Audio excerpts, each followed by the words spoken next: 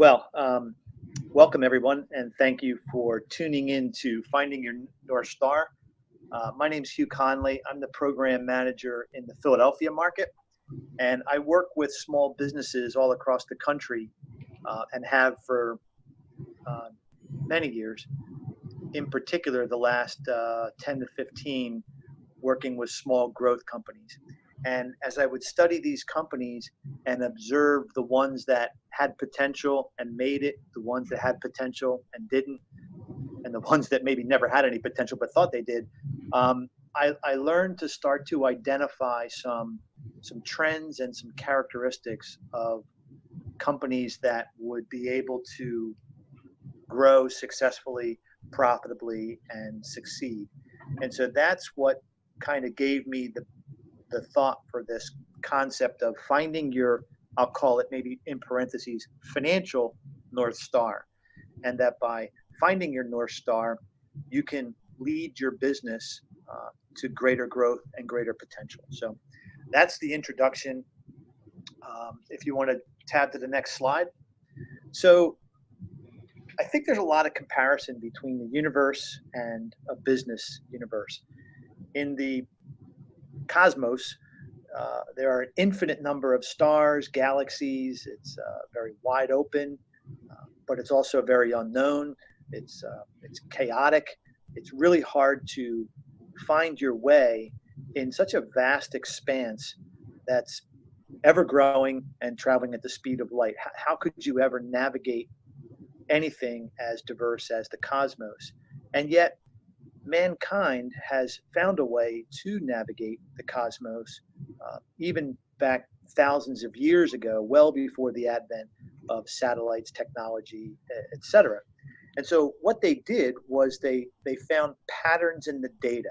And if you scroll to the next slide, you'll see a very familiar constellation that all of us probably learned in grade school. So we all remember from grade school the excitement of a child when they find that pattern in the sky, that constellation in the sky called the Big Dipper. And then as you follow the lines of the Big Dipper, it points you to the North Star, which is the tip of the handle for the Little Dipper. And all of a sudden, children look at the universe and the night sky in a whole different view, because now what looked like a jumble seems to have some pattern and some guidelines to it. And we all know stories about the ancient mariners and the importance of them finding that North Star to be their guide, to help navigate their ships, their travels, their caravans, etc. Because you need to find that constant, that North Star that's always going to be there, that as long as you follow that, you'll get to your destination. And from that, you can travel north, or you could go south if you had that at your back. You could go east or west. That one beacon can help you navigate your travels, aka your business, in a variety of different ways. So the beauty of finding these constants in and amongst the chaos of life is that once you find them, they can take you a number of different places.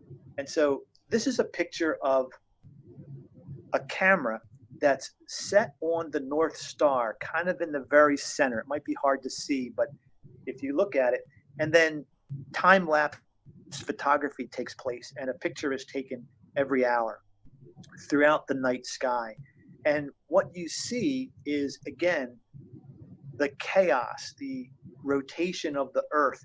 But the one star that's always in focus in and amongst that chaos is the North Star. That's why it's so important to learn how to find the North Star. And even small children with the basic, positioning can find the Big Dipper, Little Dipper, and pinpoint um, from those two constellations, the North Star. The North Star will stay in focus. It will be that constant to help you drive your travels, your business, etc. And so as we start to transition from, all right, Hugh, this is great, but I thought this wasn't a seminar on astronomy. I thought it was a seminar on business, and it is. But I needed to set the stage with the importance of astronomy as a backdrop to the value of finding that North Star, because in your business, as we look at financial metrics that we talk about in the Emerging Leaders Program, we come up with dashboards and other kinds of tools that in essence are akin to the constellations to help you make sense of the universe. These financial ratios and key performance indicators can help you make sense of your business and the economy in which it lives. So if we'll just transition one more. So now let's talk about a couple of companies that we all probably know, household names. So here, starting in the top left, Netflix going clockwise, obviously Facebook, eBay, Amazon. And if you think about it, it's a little hard in a webinar that's not interactive as much. But so if I asked you, how does a company like Netflix make money? Well, for those who use the product and service, well, Hugh, they have a subscription model and they charge a bunch of users a monthly fee. They collect that money. They use that money to buy content that the user base wants to view, which is what keeps them making their subscription payments every month. And as long as the aggregate subscription money coming in is greater than the cost to acquire or produce the subscription, Netflix will make money and the cycle continues. Similar story, with Facebook. Facebook, when it first came out, when they first went public, they didn't have a revenue model. And they were really poor when it came to mobile. They very quickly addressed that weakness. Facebook now has more activity mobile than non-mobile. They make money from ads. They make money from a number of different ways that they've been able to monetize, their website. eBay, you probably know them as well. The listing site, they get a piece of the pie when you sell things.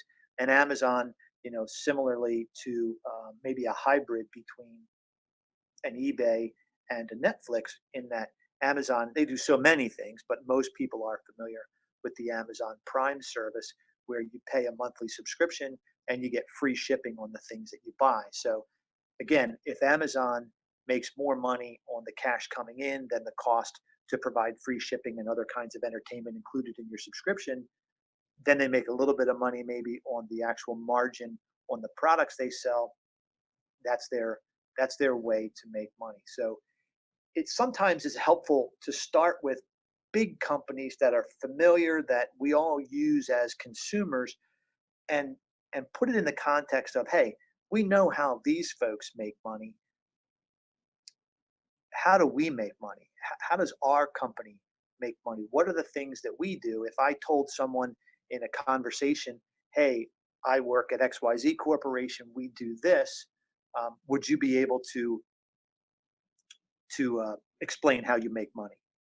So if you were the CEO or the owner of Facebook or any of these other companies, what key performance measures would you track in order to make sure that your company is behaving in the right way, that your employees know what the mission is, um, and that you're driving value for your company and your franchise? So again, if we were face to face, we could have an interactive discussion about, what do you think, if you're Facebook, what do you think the key performance measures for them would be? Same thing with WhatsApp, Airbnb, eBay, and Uber.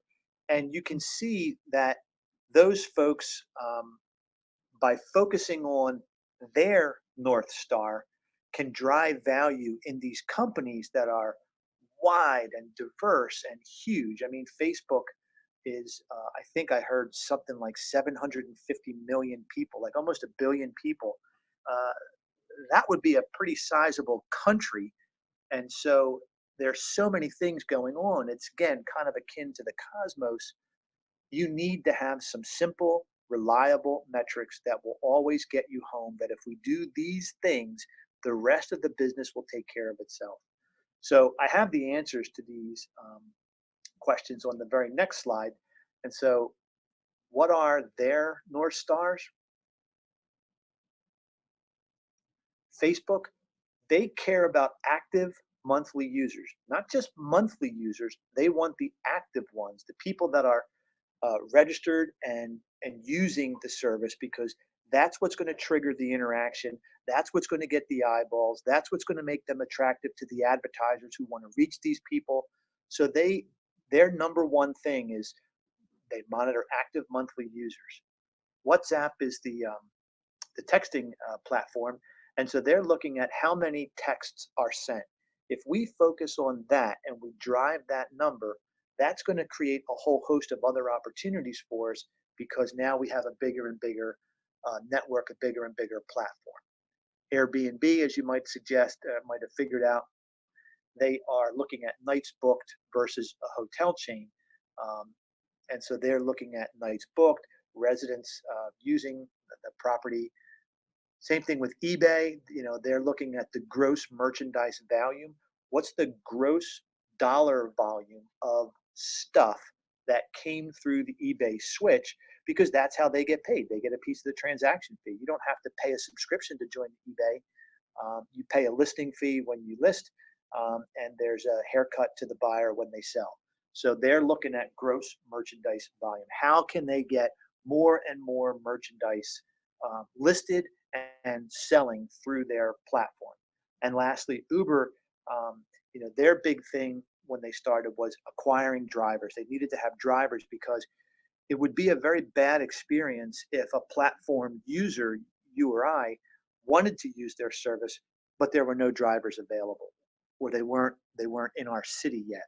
And so their number one focus was getting drivers, getting drivers, getting drivers, so that when users came on, they had a good experience, because again, they make money by having passenger volume, paid passenger volume. They can't have that without drivers. So interested parties alone aren't enough. They have to have balance in the platform. And so the number one driver was they had to have supply of drivers in order to satisfy the demand of users. So let's just go to the next one. So what's your North Star? Take it from the same path that we just went through for common household names. Sometimes people say to me, well, Hugh, it's easy for a company like Facebook or Amazon, but my company's different. We do two things, or we have three business lines, or we have four products. And I look at them and I say, really? Your company, your little small business, no disrespect, is more complicated to figure out than a Facebook? I mean, come on, guys. It's not that complicated. You know what you know. Sometimes people are too close to their businesses, and so they can't see the forest through the trees, so to speak. But you just have to sit down and think about, how does your company make money? Why do your customers do business with you? What's the I'm going to talk in a second about what's the magic moment that delights your customers, when your customers are like, man, that's why I love this Uber service. I don't have to have a rental car. I can come and go as I please. I can go from point A to point B. Netflix. Wow, this is a great TV program I can watch. I can basically have entertainment on demand, no matter where I am, on my tablet, on my computer, on my TV. And so those are the magic moments that drive the customer point of delight, when the customer is delighted with your product or service. So think about, for your business, everyone has one or two key metrics, key performance indicators, that if that worked, everything else will sort of fall into place. So as you look at the customer experience for your customers, try to find what that magic moment is. Facebook has said, when they get new users and that new user sees their friends and then starts to accumulate friends, if they get 10 friends in 14 days, the rest of it takes care of itself. So when a new person joins Facebook, the system is really, really hitting them with, do you know this person? Is this a possible friend?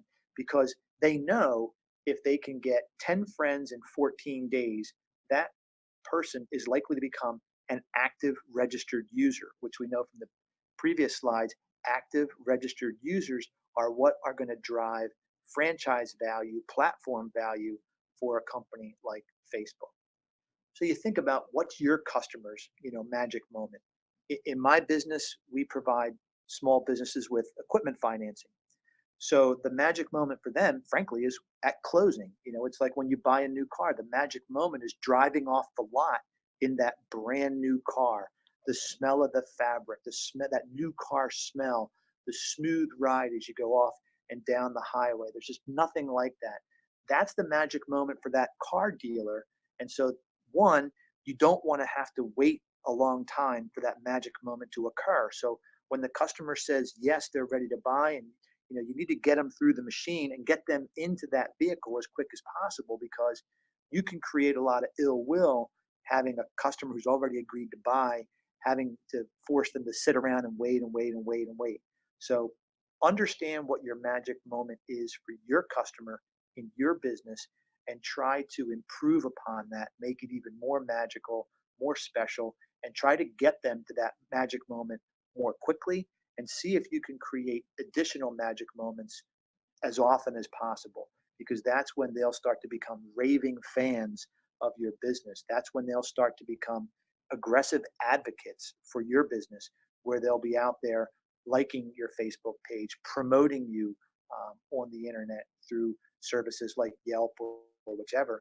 And so you want that good experience. Don't overlook that, and don't underestimate the power of that magic moment of your customer through your business experience.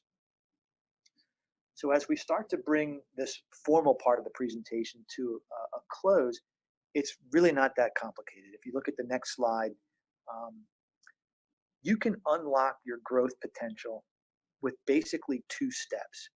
One, what is my North Star? Let me find it. Let me hold on to it. Let me share that with everybody. And then let's get everyone at the company driving toward that one goal. We're all going to head north, or we're going to head south. So we're going to make sure that that North Star is always at our back. Whichever direction you're going to take, use your financial North Star as a guide for you and your company to get everybody on the same page. That's the first step.